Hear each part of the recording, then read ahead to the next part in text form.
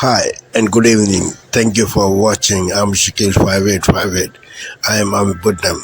Now the latest headlines from world channels and news agencies.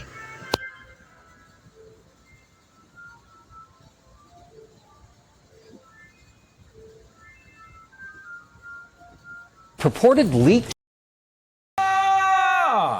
You're home early.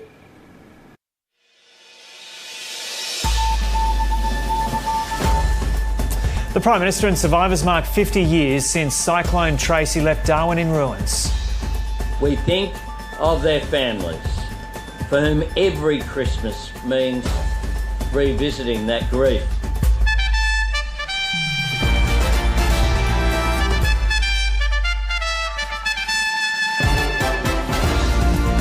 Emergency crews forego Christmas with their loved ones in Victoria and South Australia, preparing for approaching dangerous fire conditions. The burning of a Christmas tree in Syria triggers protests. Minorities look to their new leaders for protection. King Charles delivers his annual Christmas message, and in a breaking tradition, it comes from a former hospital chapel in London. And massive crowds flock to Sydney's iconic beaches to enjoy Christmas in the sun.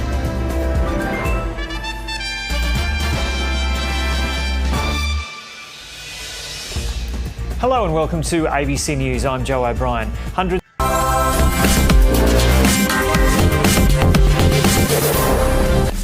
Good evening. Welcome to the Nigel Farage Christmas special here live from Maidstone. I've got some very special guests tonight. I've got Vixen and Christmas joining.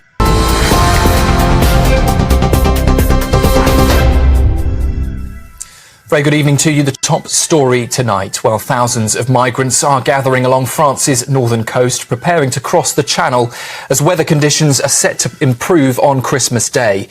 Exclusive GB News footage shows hundreds at camps near Dunkirk, with thousands more spread along a 50-mile stretch towards Calais and Boulogne. Smugglers are offering so-called Christmas specials for crossings, with UK and French authorities bracing for a possible surge over the next 5 days.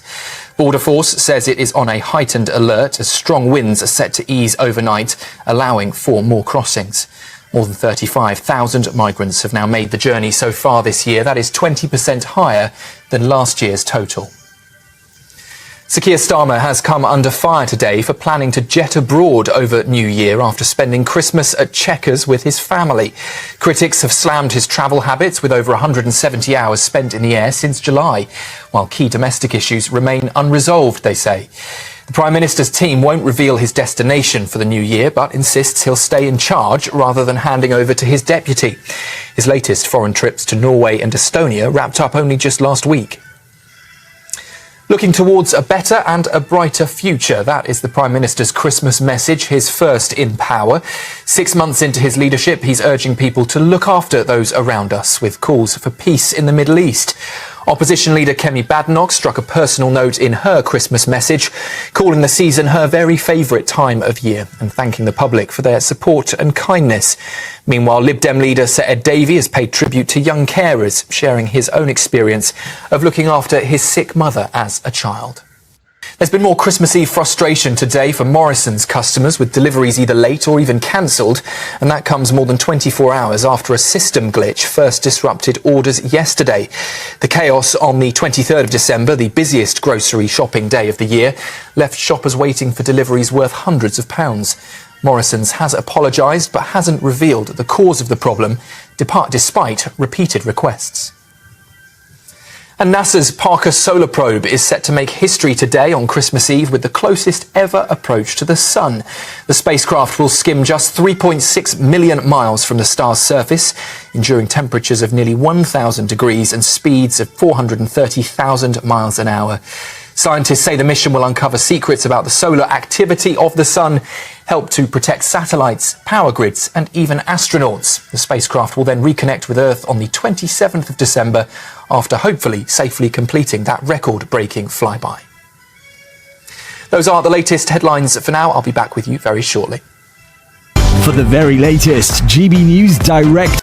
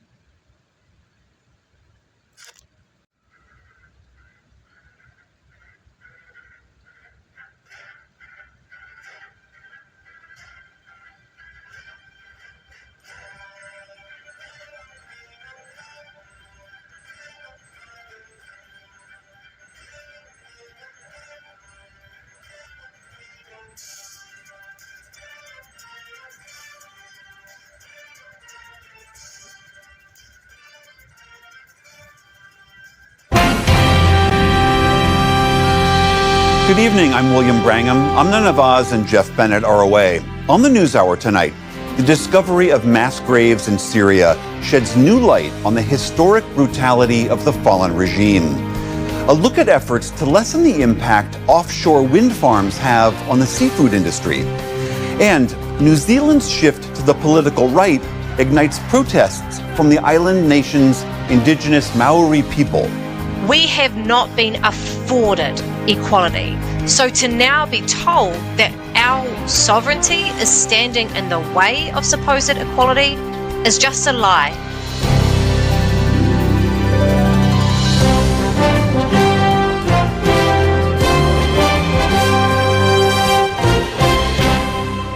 Major funding for the PBS News.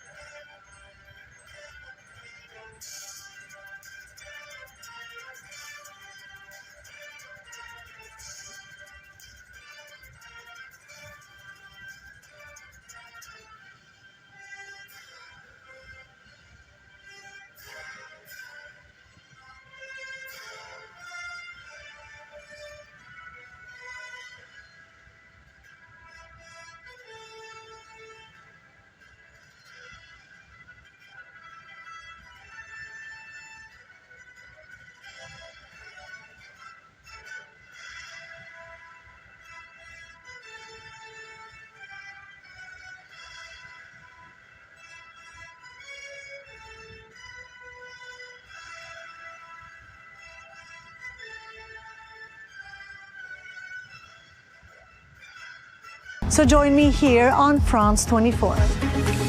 Nathalie Savaricas, one of the 200 France 24 correspondents around the world.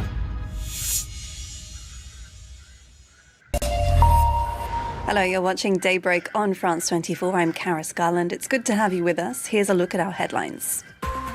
After the new French ministers took over from their predecessors on Tuesday, Prime Minister François Bayrou says he hopes his experienced cabinet can rebuild trust. The holy city of Bethlehem is again marking a somber Christmas in the shadow of war in Gaza. Festive decorations are missing, but several hundred people still gathered at the Church of the Nativity on Tuesday. And tensions escalate between Israel and the Houthi rebels after crowds of Yemeni tribespeople called to defy Israel and the United States in a protest. The Israeli military says it intercepted a missile from Yemen this Wednesday.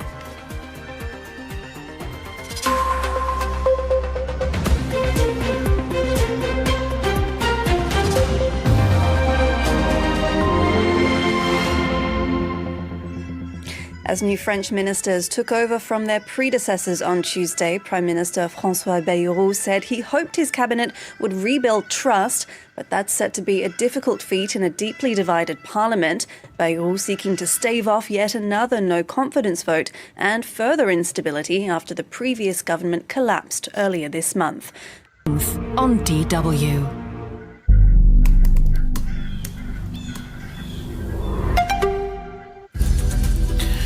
This is DW News live from Berlin. Bangladesh requests India extradite the ousted Prime Minister Sheikh Hasina. After a popular uprising toppled her government last summer, Bangladesh wants the former Prime Minister to face trial for crimes against humanity and other offences. Also on the programme, how Ukrainians are coping with constant blackouts in a third winter of hardship and disruption to daily life as the war with Russia drags on. And prayers for peace as Gaza's small Christian community marks another Christmas under fire. Some say it's difficult to celebrate after 14 months of hardship and loss.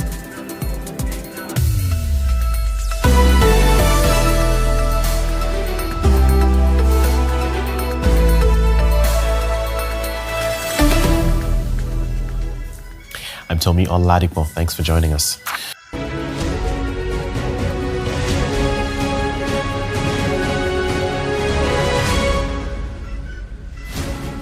Hello, this is Sky News at 5 a.m. here in the UK. A very Merry Christmas to you wherever you are in the world. Here are your latest headlines. Tensions in the West Bank. We report on growing unrest between Palestinians and Israeli settlers around the Christmas period. This huge looming wall separates Bethlehem from Jerusalem, and that divide is felt more deeply than ever in Christmas, where people from where he was born can't cross over and celebrate Jesus where he was crucified. Here in the UK, Sir Keir Starmer says he's looking towards a better, brighter future in his first Christmas message as Prime Minister. NASA tries to make history by flying the fastest object ever built closer to the sun than we've ever been before. The changing shape of Christmas, we'll hear how a growing number of young people are choosing to spend the day alone. Plus,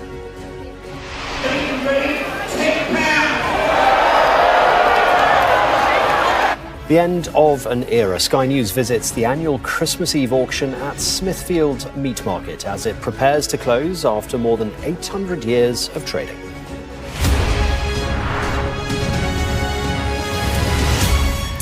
Hello and a very good morning to you. Thanks a lot for joining us here on Sky News. Tensions between Palestinians and Israel. Hello there, I'm Yasmin Yonkers with your headlines this hour. Israeli forces kill at least 8 Palestinians in airstrikes on a West Bank refugee camp. The IDF says it eliminated a terrorist in close combat, arrested 18 wanted individuals, and confiscated dozens of weapons in the raid. Local media accused the IDF of preventing ambulance crews from reaching one of the victims. South Korea's opposition is considering whether to impeach the acting president over his refusal to approve a special probe into Yoon Suk-yeol's short-lived martial law decree. The impeached leader has defied the anti-corruption body's second summons for questioning. And South Australians are bracing for the hottest Christmas day in 8 years. The state of Victoria is facing one of its worst fire risks since 2019's Black Summer. Hundreds of firefighters are battling out-of-control blazes. And those are your latest headlines from the CNA Newsroom.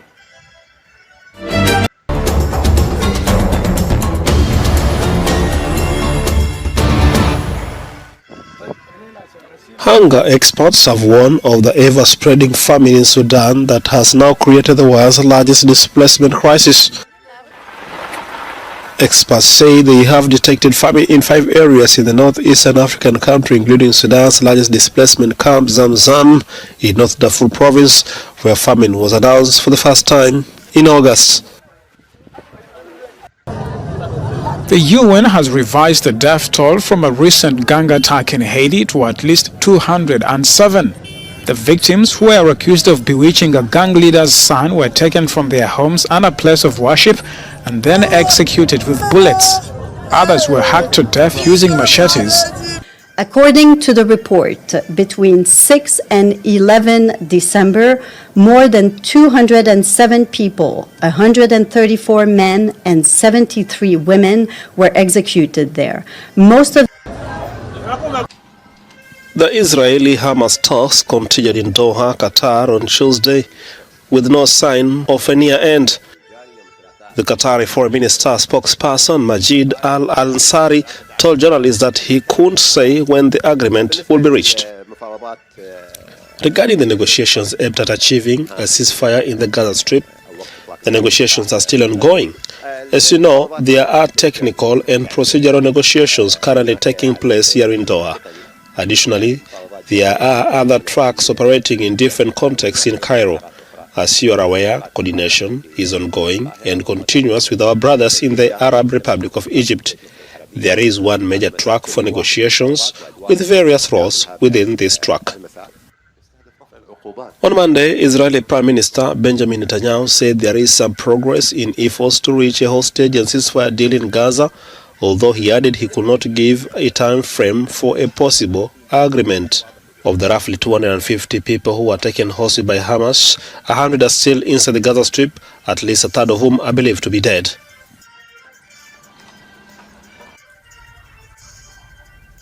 For some animals housed at this zoo in the Chicago area, Christmas has come early.